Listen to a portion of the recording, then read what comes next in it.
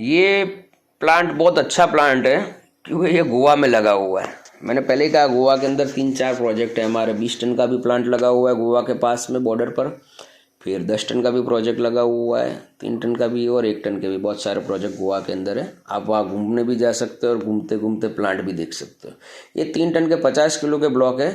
इन्होंने तो cold room भी बनाया हुआ है। रोज़ के रोज़ ये शाम को 5-6 बजे सारे ब्लॉक 60 ब्लॉक निकाल लेते हैं और अपने कोल्ड रूम में डाल देते हैं।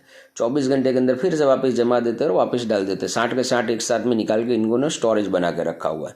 ये चीज़ इन लोगों ने बहुत अच्छी की है। 3 टन की पैनल ऑपरेटिंग सिस्टम है, जैसे मेरे पुरानी वीडियो में भी बताया गया है। टोटली ऑटोमेटिक पैनल है।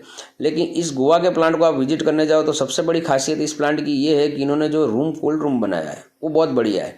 क्योंकि वो हम नहीं बनाते, लेकिन आज मैं कहता हूँ 24 घंटे में पूरा प्रोडक्शन मिल जाता है। ये 24 घंटे के अंदर पूरा प्रोडक्शन निकाल के कोल्ड रूम में डाल देते हैं। फिर जैसे जैसे ग्राहक आता है वो बिकता रहता है, दूसरा 24 घंटे में तैयार हो जाता है। इससे इनकी पावर सेविंग से लगा के सब कुछ होती है। मैं यही कहता हूँ, अगर आप बड़े प्लांट लेते हो तो कोल्ड रूम का खर्चा कुछ ज़्यादा नहीं आता है। नॉर्मली भी 2.5-3 लाख रुपये में कोल्ड रूम बन जाता है।